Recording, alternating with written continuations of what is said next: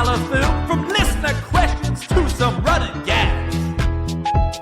Insider stories, ambush line, that dad life and respect for flags. Kick off the weekend, alright? It's the Growler Friday Show. It's Dey Light. All right, welcome into the latest edition of Dey Light. Paul Dehner Jr. and Mark Shalafu here with you on a Friday. Happy weekend to you, Mark. How we doing? I'm doing good. I'm as positive as I could be right now. I'm at that point in the week where I've talked myself into maybe this weekend not being as bad as people think. I'm like, hey, the 49ers can go on the road and beat the Rams. Anything can happen in the NFL. Mark, we're going to do this. This show was made for this moment. Okay, that's true. Dey Light is made for the moment when it's too dark. It's too awful. We're here to remind people that it's sports and let's try to have some fun. And that's what we're going to do, damn it. We're going to do it. We'll get there. The inbox made it a challenge this week. but we're powering through it and we're going to do it. So we're going to try to have some fun here on this one. Be informative. We've got some things for you to try to answer your questions that you guys have sent in. We're going to do our best to power through it the same way we are on Sunday. I'm excited. Noon That's going to be 1. fun. It is going to be fun. Like, to me, I always said this the other day on PD&J. You need to be extending your tailgate time, leaning more into the tailgate time, less into the game time, which makes 100% why you come down early, get to our show at noon, do the hour with us. Maybe you'll win Bengals-Steelers tickets. Maybe you'll win extra money. Like we had a couple Growl Pal send in this week. They got extra money, one on the boosts and all the exclusive stuff we get down at BetMGM, Tom's Watch Bar. I'm just saying we are going to be having a really good time down there, having fun. Misery loves company. Let's go. Let's come have a good time down at the bar, have some drinks, and enjoy a football Sunday, the good part of it, before the game starts, right? If that's where we're at right now. So come on down. I had an idea, doing the Ja'Marr Chase bounce back boost. We get the exclusive parlay that you get only while our show is going on in person. And so it's going to be a Ja'Marr Chase over receptions, receiving yards, and touchdowns.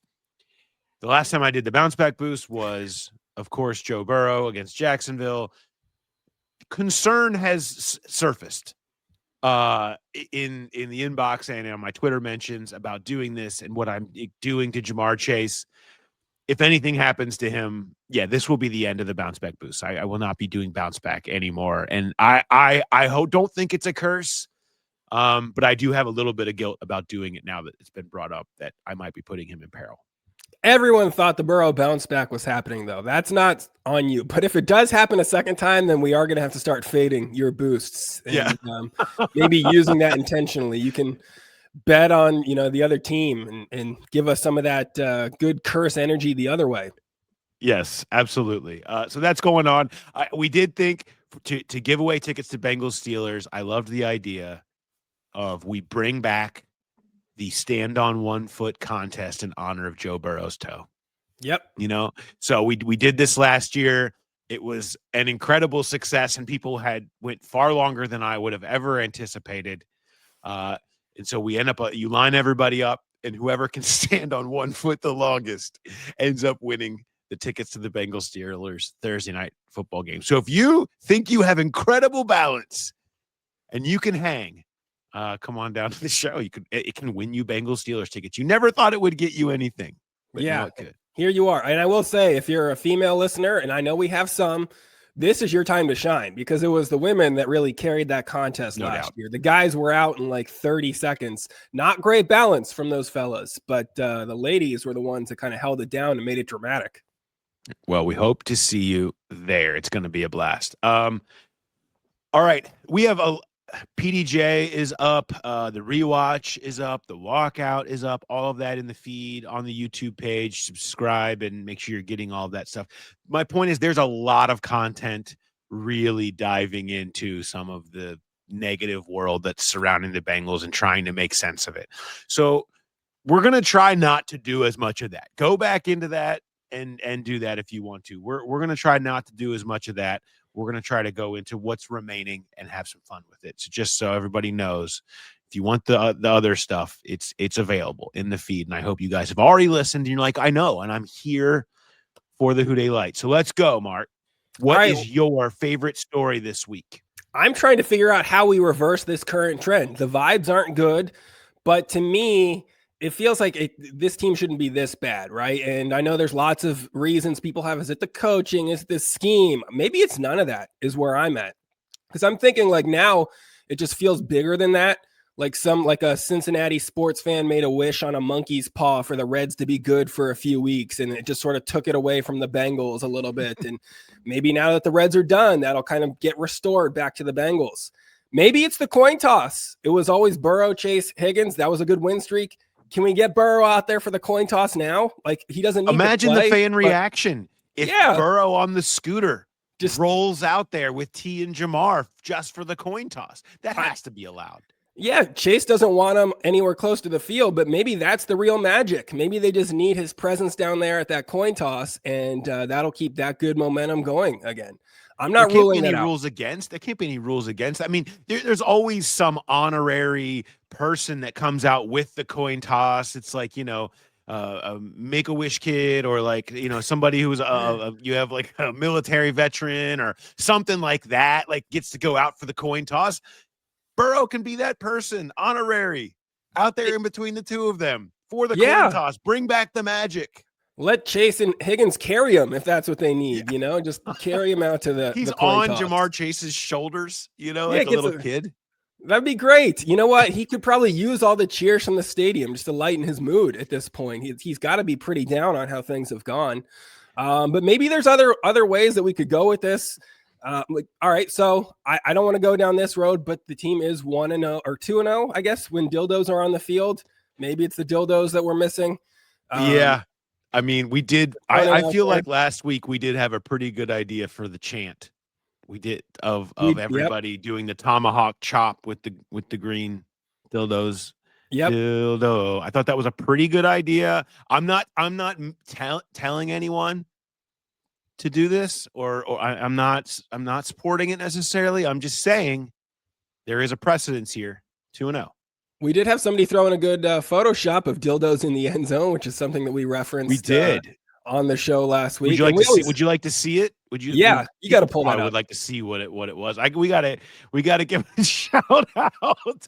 I mean, you guys have too much time on your hands. Like, dildos in the end zone.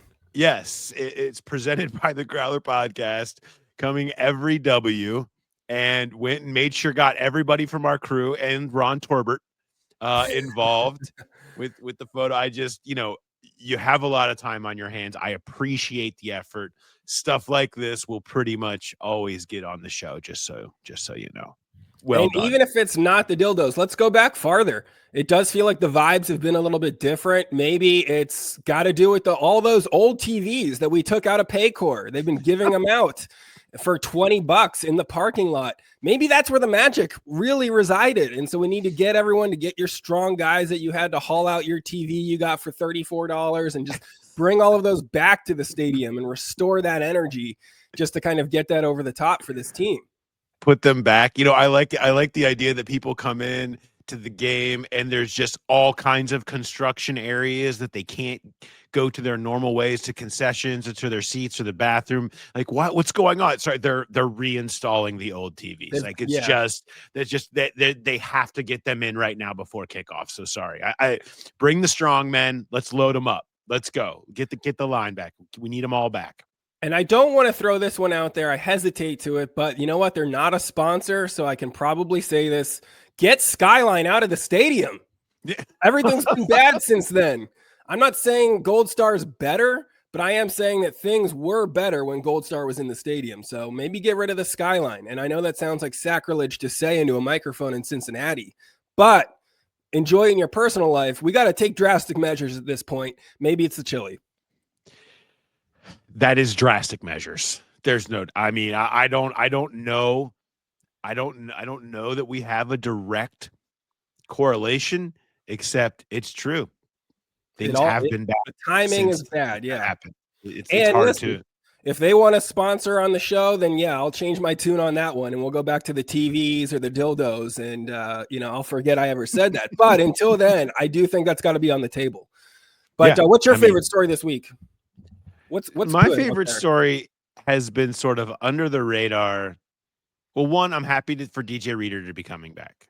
I'm happy to see that. Looking it up, he's playing really well. He's doing well.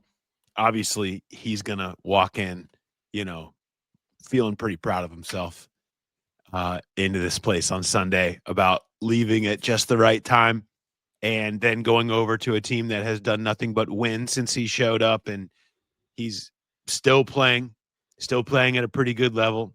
The Bengals still haven't really replaced him, although TJ Slayton's been fine, but let's be honest, Reader had a pretty big impact around here. So I'm happy for him as a person, because big DJ Reader fan here. What's beyond that though, been like though? Is he? I haven't really paid a ton of attention to him. Is he still like looking like vintage DJ Reader over there? No, I wouldn't say vintage. I mean, I think he's a productive, a 30-year-old version of DJ Reader, but he's been effective and he's been doing what he does. He takes on double teams. He frees everybody else up. He's healthy. He's an impactful player. I wouldn't say that he's, like he was in 2021 or whatever you want to call it.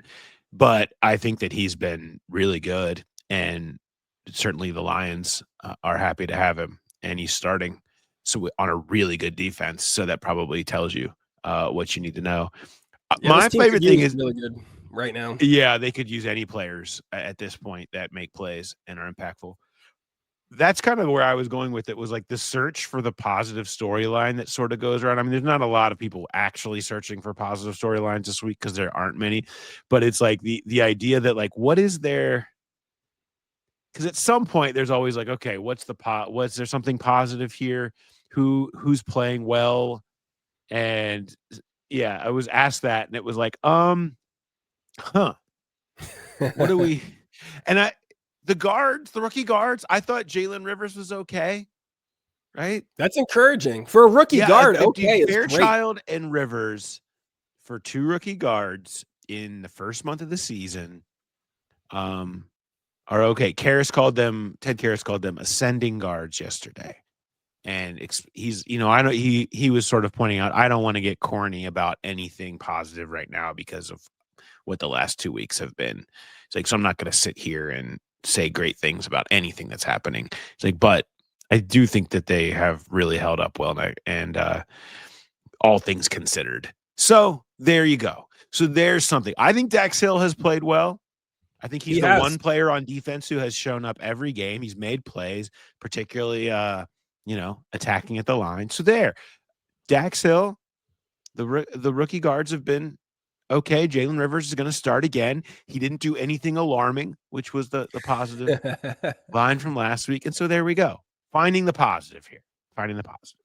And that's it. Those two. Those are the only two positive storylines we have, huh? That's what I got. That's what I got right now. Hey, at least it's something. It's something. I'm trying. All right, let's go and rank your tweets. Not a lot of positive there. Not a lot of positive there, but I did find some fun things that I enjoyed. Let's see. The first one here. Let's go. Oh, where are you? Okay. I like this one. And this was the Sister Jean retirement.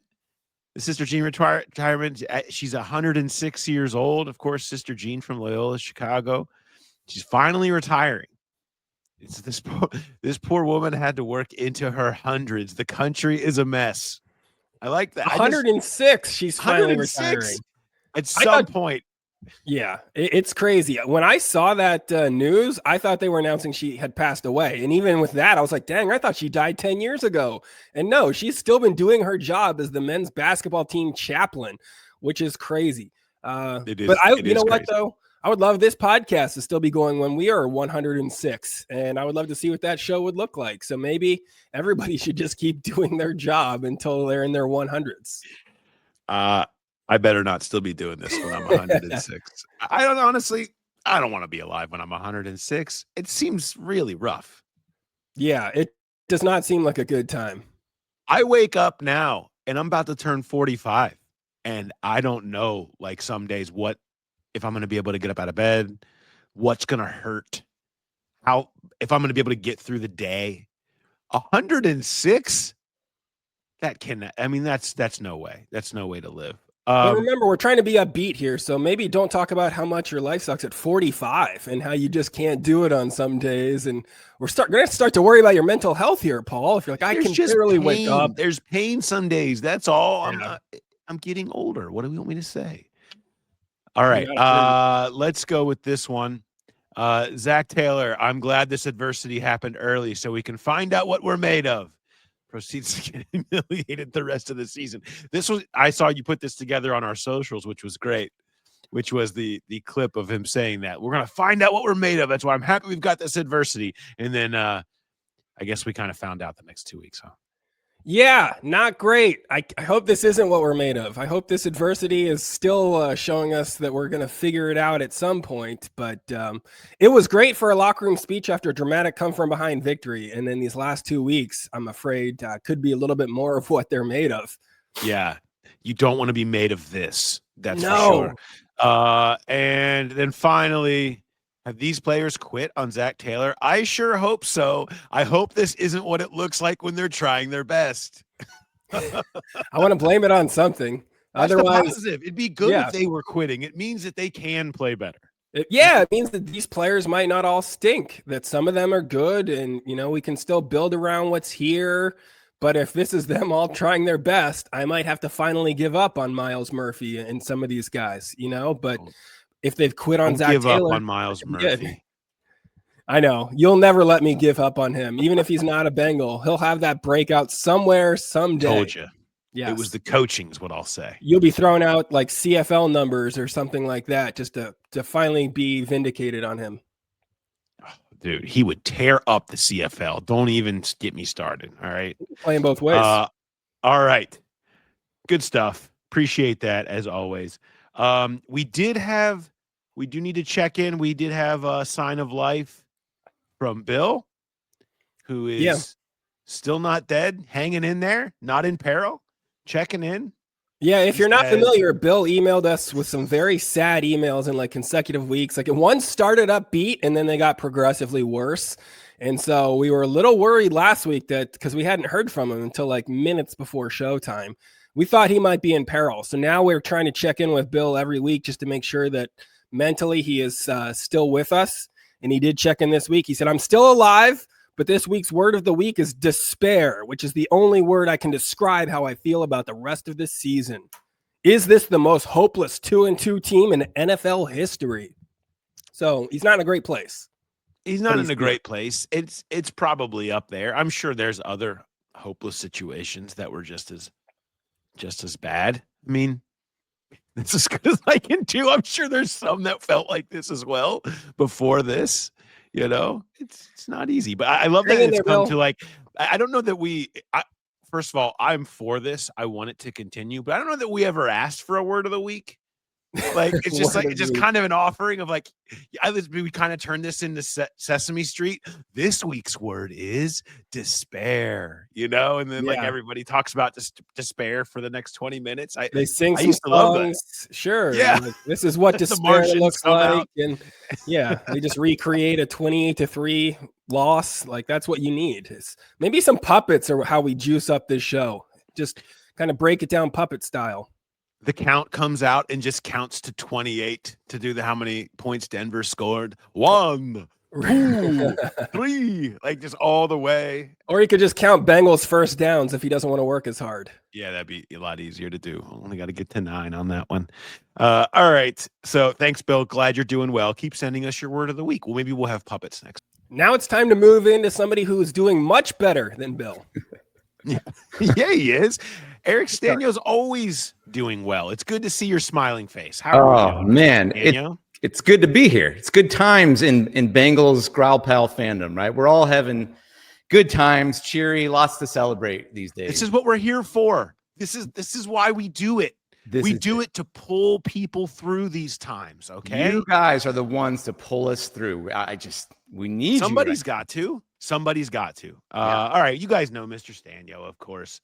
Keller Williams. Have we gotten an update on your ranking? We were trying to get you into the top 10. You were 12th out of 4,212 agents in the Ohio Valley region. And we need to know how to push you into that top 10. 12th is good. Okay. Yeah, but it's not top 10. It's not top 10. We need top 10. We need probably a few more referrals to get there. Okay. Like maybe like 20 would be great. 20 referrals should be enough. Get in the. I mean, look, people want the hats. Okay. And so if you send a referral, you get a hat. You can win tickets when they close. So just get in on that. Make sure you hit them up. TeamStanyo.com. Go there. Go to info@TeamStanyo.com. Get the referral so he can get into the top 10 and you can get a delightful hat. I wear all the time. Yeah, they're great. I will say I made my own list of my top 4,000 real estate agents, and you were number 1. Oh, let's go. Bam. There it is. Do you have a question? I do. I do have a question. I appreciate you guys pulling us through here, but I'm thinking about you, Paul. I'm thinking about how are you doing? These are hard times for journalists too. And so you gotta, this is tough to pull everyone through. So my question is, what would be good for you, Paul? What's the top storyline maybe you're looking forward to that would just help get you through the season? Relevancy would be nice. I think that's probably the best thing. You just want to be relevant. You want to be interesting. It doesn't, remember, I've been doing this I've seen this show. Okay. I've been doing this for a while. I'm very familiar with covering this show. Oh yeah. And so, yeah, it's fine if they're bad. It's fine if they lose. Relevance is important. Interesting is important. They are currently not relevant or particularly interesting. That can change. You start getting into the idea of changes and firings and all that stuff. Like that can be interesting, but that's so far off right now. And nobody wants to do that. Nobody is interested in that right now.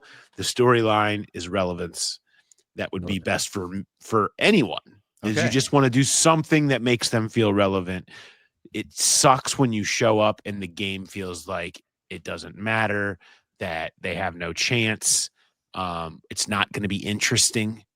That's all I care about. You're give rooting me interesting. Give me relevance. It doesn't mean wins. It doesn't mean anything. I need interest. I need relevance. You're rooting for the Jake Browning bounce back. I'm not going to parlay boost that. Okay. I thought you were going to go with the. I thought you'd go with the Jameis Winston because I want to hear you in a scrum with Jameis Winston, and I want to hear you trying to hold back the laughs. That's what I'm kind of rooting for. Oh, I mean, obviously, Jameis Winston would deliver on what I just said. That's true. That would be interest. That would be relevance. It would be high scoring. It would be a lot of interceptions, but I don't care. He'd be interesting. So yeah, Jameis is the embodiment of what I'm talking about in terms of it doesn't really necessarily add wins, but it does make him more interesting and relevant. And I'm here for that. That would check the box. I'm rooting for the TV sale, for the the chili change, and maybe a urinal sale would be good. Ooh, wow. Yeah, I don't know. It's okay. You see, how many urinals do you need? Well, there's a lot of people who need urinals. I'm trying to help the people out there in Cincinnati. I'm trying to have less serial killers in our city. Yeah, I don't know. So let's just keep them inside Paycor, please. Right. If you show up in a parking lot with a couple guys because you're trying to get a deal on a urinal that's been used by thousands of people, I don't know if that's a great thing to put in your house. I'm just saying there's a lot of things from inside of the stadium that I think you're comfortable buying.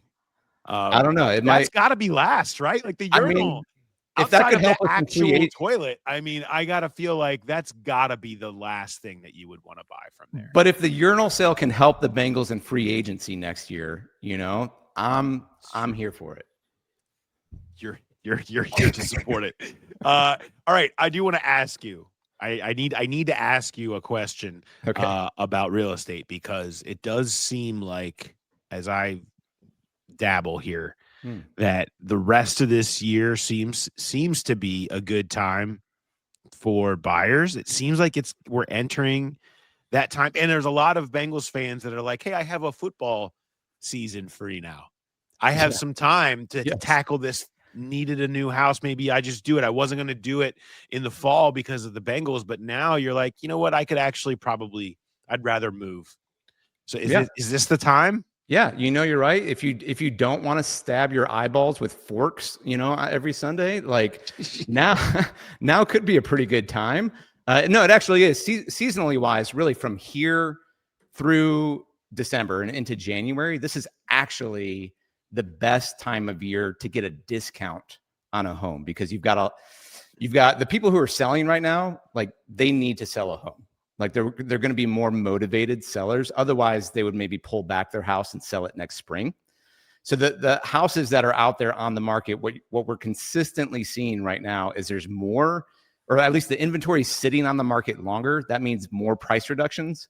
And that means when you go to offer on a house, especially if it's been sitting like 30 days plus, those are the houses that you can get a good discount on. So yeah, from right now till the end of the year, I always say this to people is like, this is the best time of year to buy. And if you don't want to wait till it's completely dark and cold outside, these fall months are great to go shopping.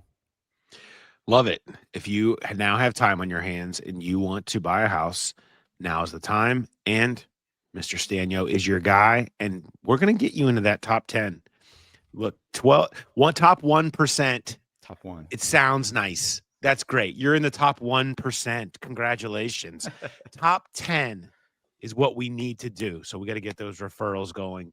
All right. Make sure you hit them up. Go to the YouTube channel at Team Sztanyo. All the information you need to know on trends, markets, Cincinnati, everything you could ever imagine is over there.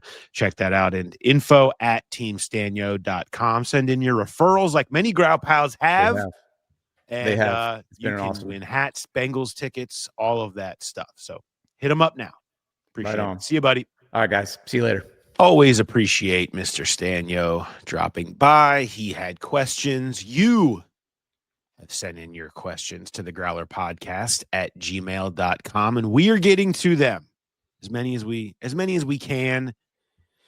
I mean, again, the inbox was a tough scene this week, as you might imagine. So we had to parse through some of it to try to accomplish a light show. I mean, listen, the walkout was dark. The rewatch was dark. PD&J got a little dark this week. We have tried so far in this show to try and keep things a little bit lighter, a little bit more upbeat, a little less doom and gloom, but we can't evade that forever. So we'll go into the inbox right now. The Growler Podcast at gmail.com. First questions from John. He says, given Joe Burrow's injury history and the skill position talent on offense, should the Bengals pursue trading Burrow? Stockpile a plethora of first-round draft picks and build this team around Chase, T, and others. This is the first question in our light podcast. What about trading Burrow? Trading Joe Burrow. The only good thing that the team the franchise got going is like when he's playing, they're relevant. They can beat anybody. And you've seen what this team is without him. And now we want to trade him for what? First-round draft picks? This history of drafting first-round guys is not great. They're not going to miss. Miles Murphy? They're not going to miss. How many first-round draft picks would it take to trade Joe Burrow? I mean, I would assume it would need to be, first of all, it would have to be probably multiple entire drafts. Yeah, because you can't need too many first-round picks. Yeah, I'm definitely going to need a 1 overall because I assume you're going to need you need a quarterback now. Okay. Well, I don't think you're rolling with Jake. So I'm going to guess that you're going to need a number 1 overall. Are you hoping for Arch Manning? Oh, come on. No, How's don't do that to us. Don't do that. You want the next Cam Ward? Do you want to be living that life that the Titans are right now? I hope was this in jest? Was this question in jest? I don't think so. Yeah, let's just write it off and say that it was in jest. He's just trying it's a good jest.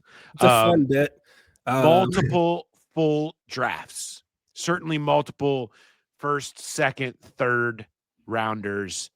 I probably need like 8 picks all day 1 and 2 to consider it. I mean, and a player. Yeah. And a player. And I probably need whoever your current quarterback is.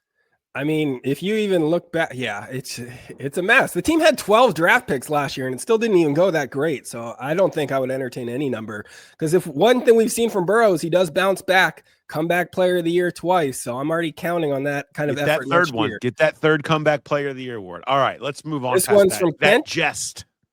Yeah, Kent says, love the show. My wife and I have been listening for years. Got the chance to attend our first live show before the Jags game. Quick side note here. The team is 1-0 on days that we do live shows. So there's another good positive for you. Absolutely.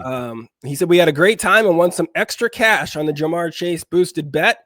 He said, the less said about the other boost, the better.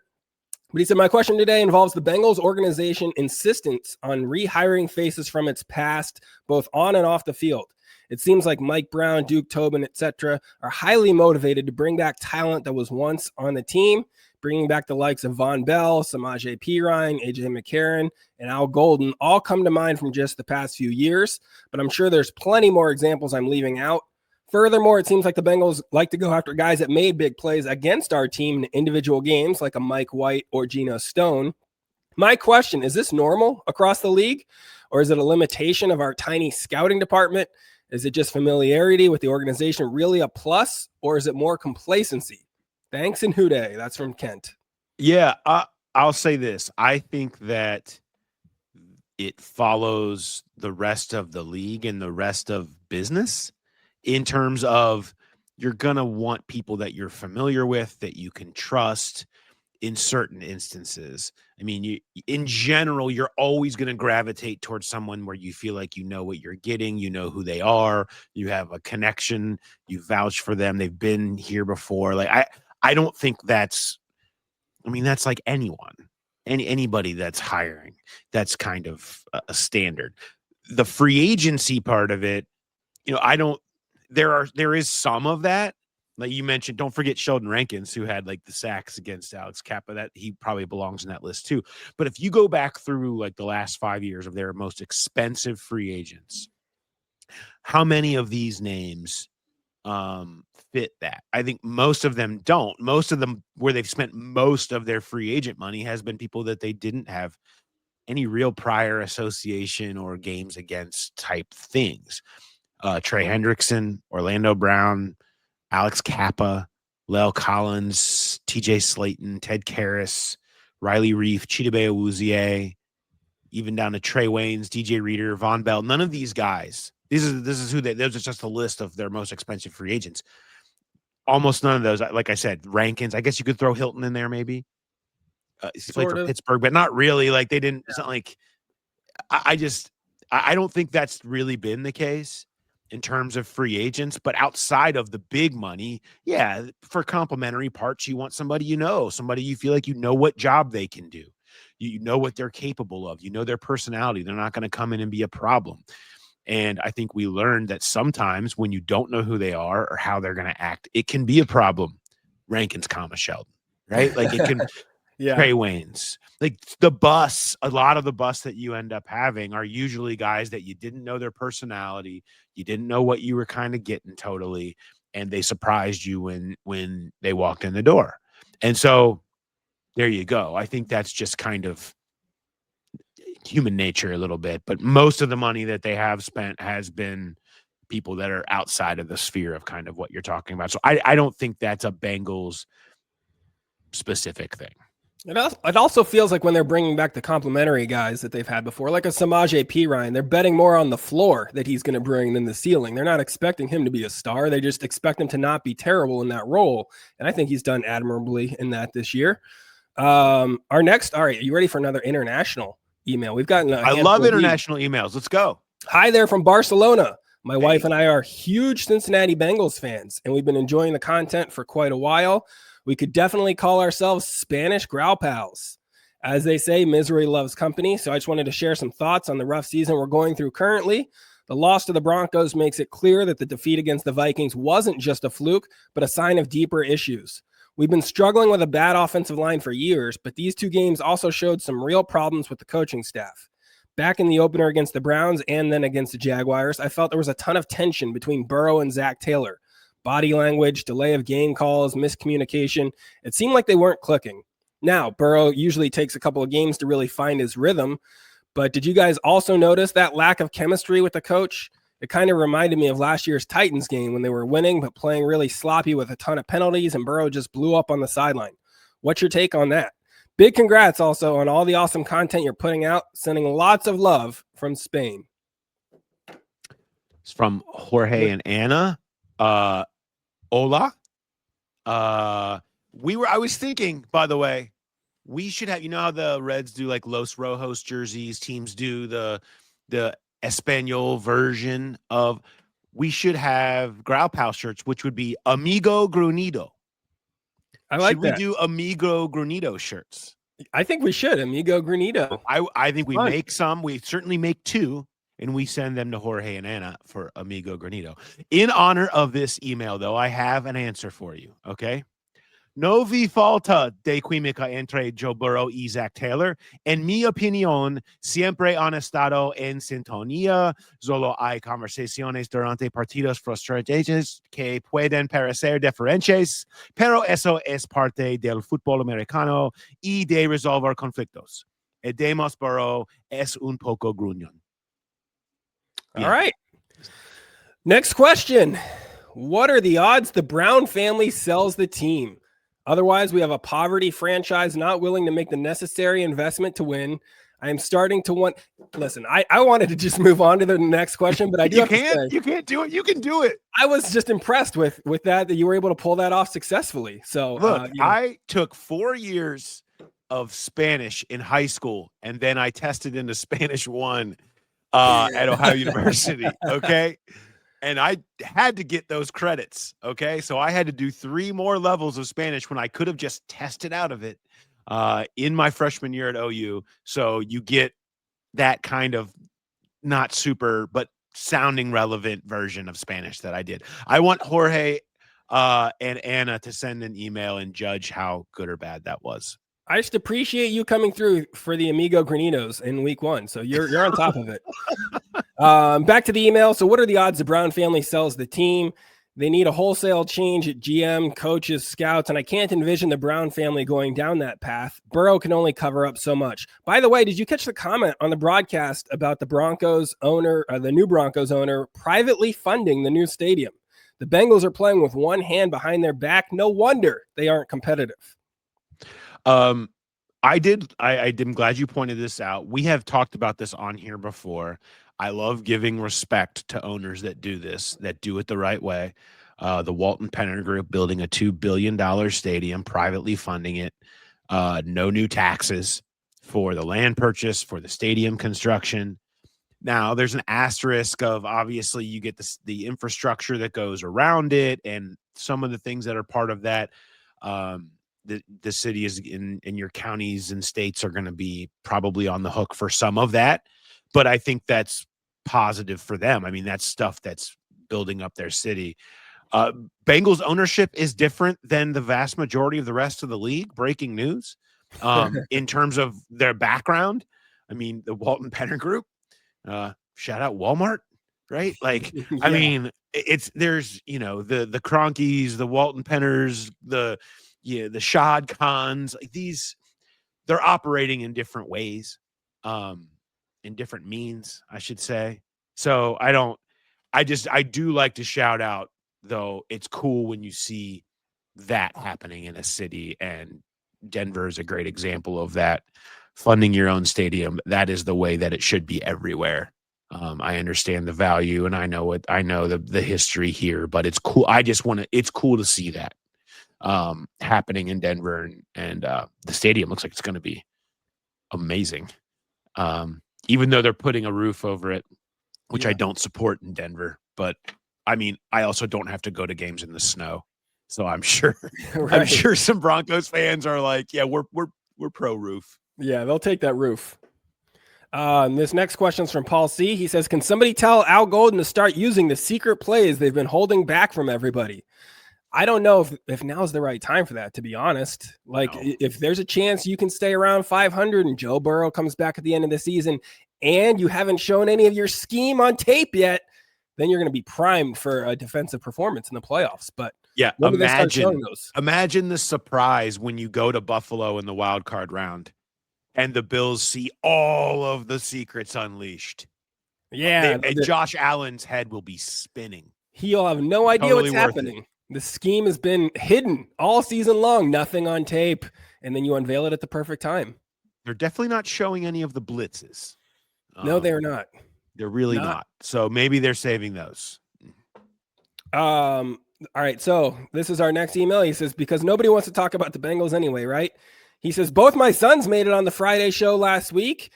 Dan was asking for more Mark tweets and not depressed Bill. I know. I like how people have to clarify that if there's more than one Bill. Discussing Monkey Night Football. He says he's a proud father and he is the proud owner of monkeynightfootball.com. He said you'd be surprised how affordable it is to keep a domain name just for the running joke value. He said they had some of the same conversations we had about the implementation of Monkey Night Football, but they just never got it executed. So they need help there. Any help that you can give? I feel that we should take it over. Don't you think? I think I'm buy the domain. Now, we want to buy it. I'm saying we want to buy the domain from you right now, and we just get videos of monkeys playing football that play on it all day. And then every link on there just goes to the growlerpodcast.com and eventually comes back to us. And let these two things grow each other, raise all boats, you know? Yeah. Should we make a call to the zoo? Should we talk to someone at the zoo about getting some monkeys playing football video over to us? How hard can it be? I mean, we need a new team to follow just to give us something upbeat every week. And maybe the Monkey Bengals will, dominate whoever they put up against them at the zoo. It could be good for them too. Let these monkeys have some fun. Let them have a little bit of a professional sports career. I think that, even if the zoo's not on board, I'm pretty sure that we can pull off Monkey Night Football better than they can. No offense. You've had 7 years and the results are not great at this point. So maybe it is time to turn it over to somebody else with a vision, somebody else that has the ability to put stuff into play. You had a vision for this podcast network. Now there's 4 shows that happen every week. And I think that you can definitely pull off Monkey Night Football. And that's got to be something that we work on this season. Yeah. And I feel like we need to do something for the monkey community, which is really down right now with the Jane Goodall death. And so I think that this is our offering to try to get those daubers up for the monkeys, get them going a little bit. And, we were just talking about relevance. We need relevance. What's more relevant than a breakthrough in the football world, like in the sport in general? I mean, this doesn't exist. We're doing new stuff. So I think right. I'm in. This is our official offer. We would like to buy it and take it over with monkey playing football videos and links to the growlerpodcast.com. Yeah, I don't know what the offer is. Maybe it's just a Graders worthy offer. And I don't know how much you're willing to put in behind Monkey Night Football. He said it's pretty affordable. So I feel like some Graders ought to get the job done. Yeah. But it would be good morale for this city. Like if there's only 2 monkey football teams and Cincinnati's one of them, obviously we're going to have some W's. We're going to be playing in the Super Bowl, the Jane Goodall Bowl, like the Goodall Bowl, the Goodall Bowl. It'll be something for us to look forward to. This next question's from Tom. He says, I had hoped the useless zone blitz would have went away with Lou Anarumo. I counted 4 times in the last game that Trey Hendrickson was in coverage as well as Joseph Osai. It's beyond stupid. I'm not sure I've ever seen Myles Garrett in coverage. Can you explain to me on one of the shows just why competent men think having Trey Hendrickson is better on roller skates trying to cover fast guys than he is going past offensive tackles? Thanks for all the fun and games. From Tom. Okay, I'll say this. Myles Garrett has not dropped in coverage this year, but since he has been in the league, he has dropped into coverage 73 times. That's a fact. Via True Media, the stats, which is where I pulled these same ones. Osai has dropped back into coverage 11 times this year. Hendrickson 10. That is 5th and 6th most in the league. New Orleans 2 edges and Jacksonville's 2 edges have done it more, but it's still, and New Orleans has a guy who's dropped like 36 times already this year. So Oof. there's just something going on differently with their scheme or the way that player is classified. Either way, there's not a ton. It's not a ton of it. I mean, you're still 10 snaps twice a game. Maybe it happens. You're trying to surprise in terms of where you're blitzing from to catch them off guard. They're looking to double team Trey or whatever. He backs out. You bring people from the other direction. He's just there to cover the quick throw. You are assuming that whatever you're doing is going to get home quickly. The problem being when it doesn't, now, yes, Trey is exposed, but so I'm not saying they should do it. I'm just telling you what's happening, giving you the numbers to answer your question. It's similar in line to kind of some of the stuff that we've seen that Lou Anarumo did do as well. He would do some versions of that in the past. So there's your stats. It does happen. I don't necessarily think I'd rather just see Trey Hendrickson go get the quarterback every play, especially on a third down. So I'm with you on that. But I don't mind if some of the other guys that aren't getting home anyway do it. Yeah. Hendrickson, right. I have a problem with, but the rest of them, whatever. Y'all aren't getting home anyway. Yeah, Osai's on a prove-it deal. I don't know that he's really proving a whole lot at this point in the season, so let him do whatever, sure. But yeah, you're paying Trey all that money. Let him go do what he does best. Quick growler bet reset. What's the growler bet this week? Point differential in the game. So if you think the Lions are going to win by 89, send us Lions plus 89. And then the tiebreaker is yardage differential after that ridiculous yardage differential in Denver. That's your tiebreaker. So you need to send us what you think the point differential in the game will be. If you think the Bengals are going to win, send us Bengals plus 5. If you think the Lions are going to win, send us that. And then the yardage differential in the game in the same way as your tiebreaker, the Growler Podcast at gmail.com. And we can buy you some drinks at our next live show down at BetMGM and Tom's Watch Bar. If you're trying to tilt this to win this growler bet, maybe take the Bengals plus a few points and then also bring a dildo to the game that you throw in the end zone because that has been effective so far. Stick with what works. Growl Pal Spotlight this week. This is where we spotlight somebody in our Growl Pal community or some business we want to give a shout out to. We're still taking those, so send those to the Growler Podcast at gmail.com if you want to get something mentioned in an upcoming show. What do we have for this week? I have one I want to shout out.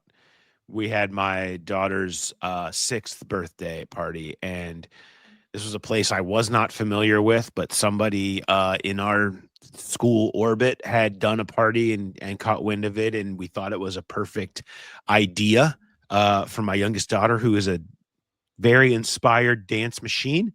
And it was at this place called Dance Factory Fitness in Madisonville. I want to shout them out. I want to shout out their instructor, Jess Evans, who does these kids' birthday parties all the time. She is a machine.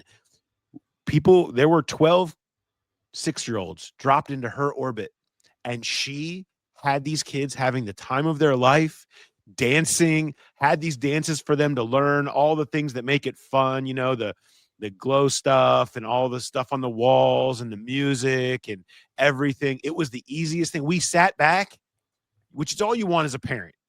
Kick your feet up. We provided some pizza for the 20-minute window when they needed to eat and some juice and stuff, saying happy birthday.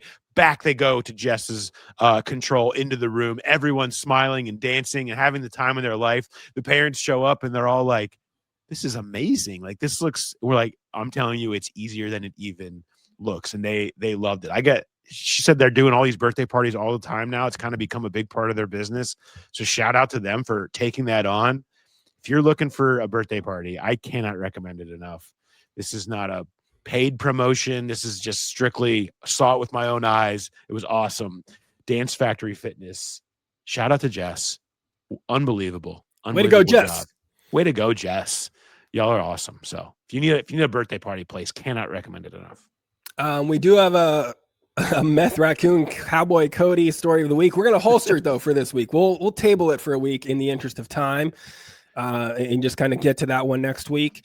Yeah. Let's do a quick few stand-up comedy plugs. I'm coming to Go Bananas in Cincinnati, October 9th through 12th.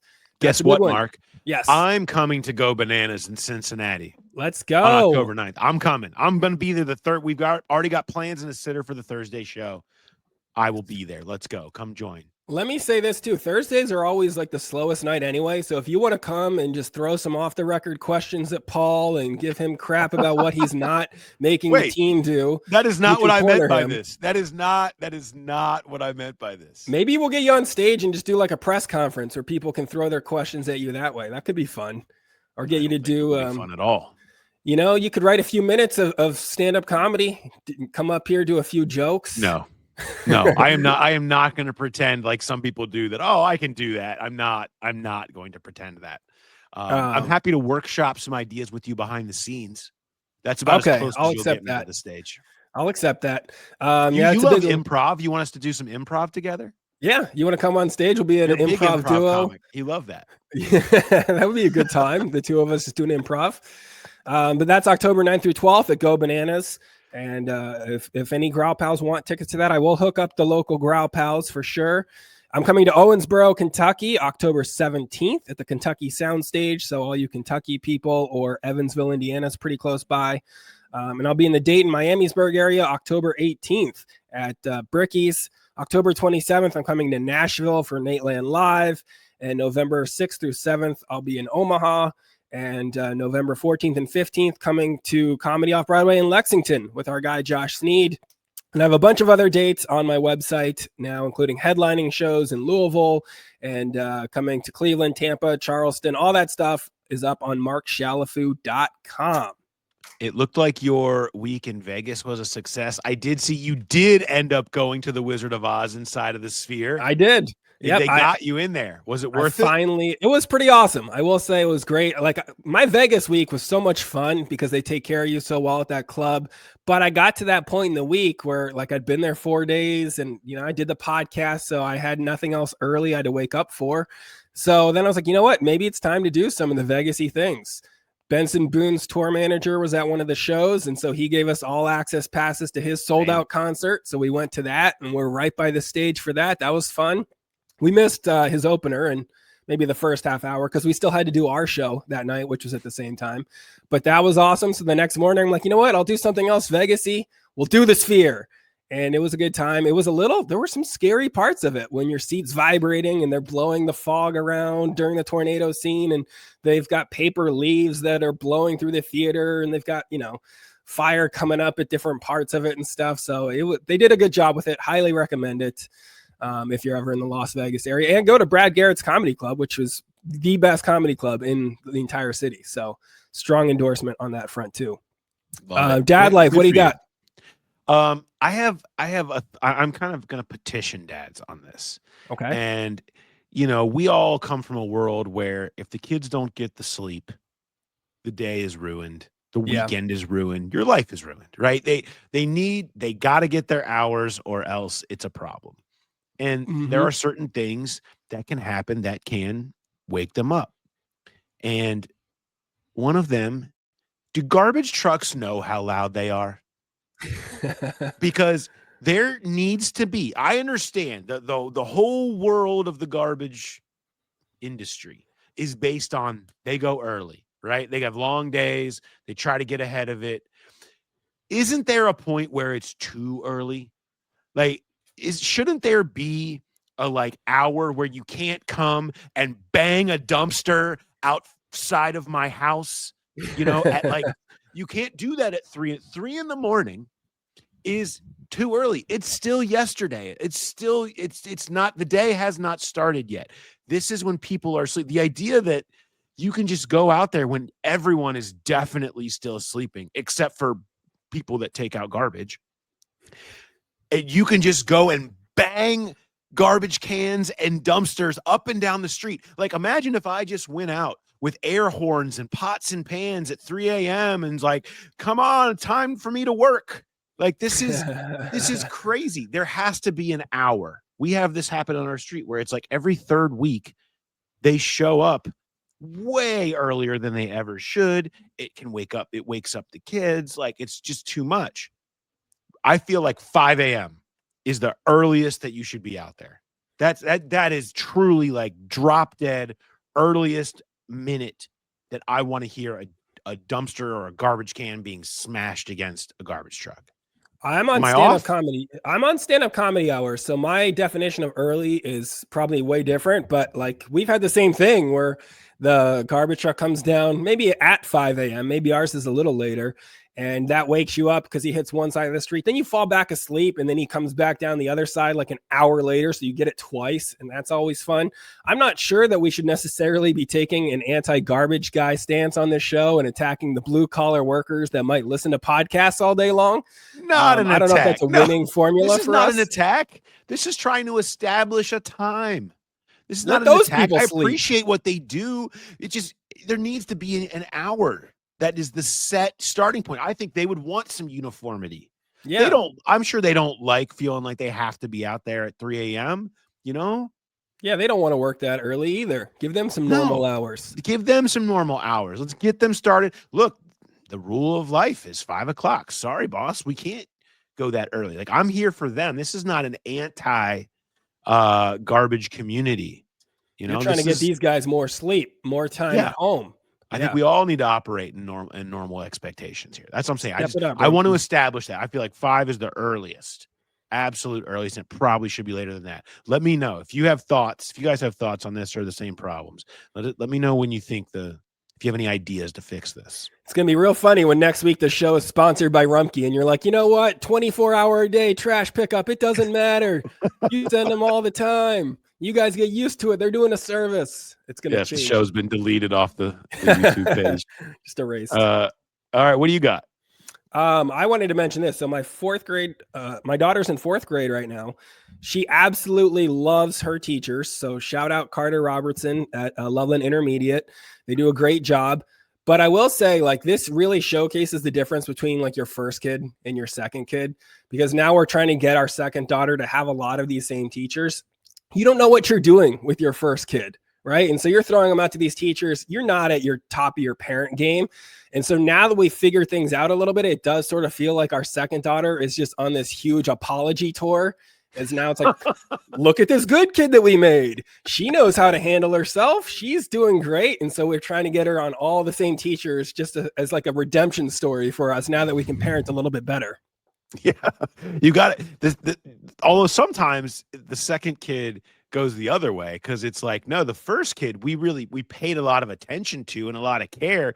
This second kid, sometimes it's a little we haven't been paying a whole lot of attention, to be honest. So if you could just pick up the slack for us, I think it kind of works both ways. Well, you learn your lessons. You make your mistakes with the first, then you kind of slim it down with the second. You know what works, what doesn't, and you can kind of coast a little bit easier anyway. Maybe you're too involved with the first. You're emailing the third grade teacher after every spelling test, trying to contest the results of it or something like, and parents get chiller with that second one.